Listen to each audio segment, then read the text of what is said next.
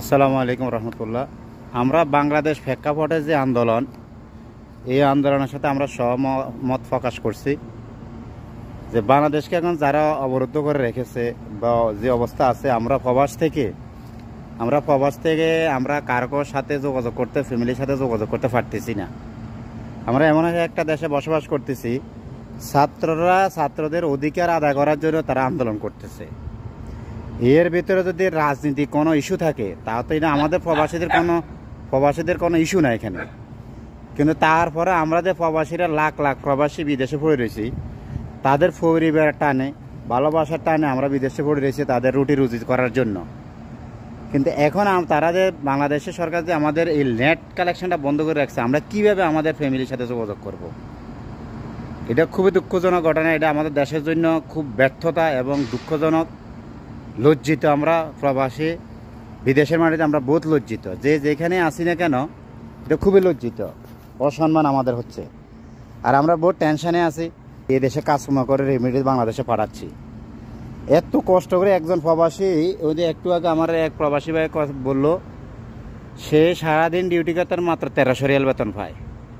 বলতেছে, ভাই আমি আজ 4-5টা দিন আমি বাংলাদেশে কথা বলতে পারতেছি না, আমার ফ্যামিলি নিয়ে টেনশনে আছি। আমার ছোটো ভাই আছে, লেখাপড়া করতেছে, ওরে নিয়ে টেনশনে আছে। এখন কি খবরটা বাসা বলতে বুঝতে পারতেছি না।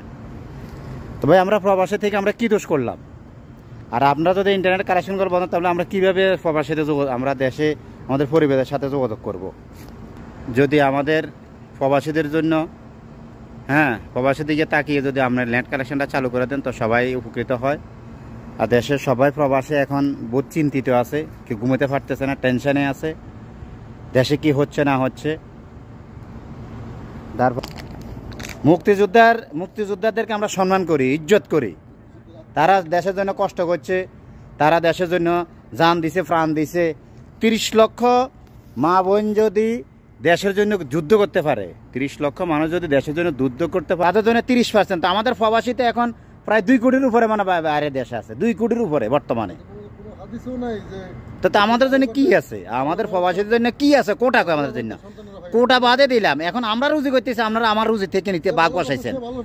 তারপরে আমি এয়ারপোর্টে যাইতেছি, আমার দেশে আমি যাবো, আমার টাকা খরচ করি, আমি এয়ারপোর্ট পাস হবো, আমার টাকা আমার চুরি দিয়ে আমার গলাতে চুরি বসাইছেন আপনারা। মানে আমার জেবে হাত দেন, আমার ব্যাগে হাত দেন, মানে আমার গলায় চুরি দেওয়া।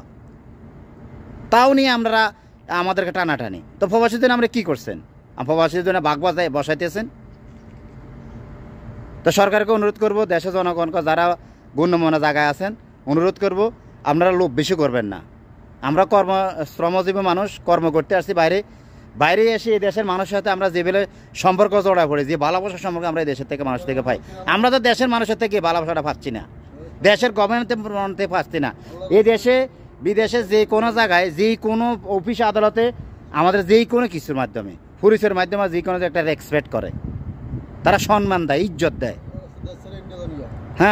এখন আমরা দেশের মাটিতে যাইলে, প্রবাসী যাইলে আমাকে কাগজপত্র নিয়ে মাস দৌড়াইতে হয়, পাসপোর্ট নিয়ে দৌড়াইতে হয়, যে কোনো ভূমি অফিসে দৌড়াইতে হয়, যে কোনো আইডি কার্ড নিয়ে দৌড়াইতে হয়, জন্ম নিবন্ধন নিয়ে দৌড়াইতে হয়, বাচ্চাদের স্কুল ভর্তি করাতে দৌড়াইতে হয়।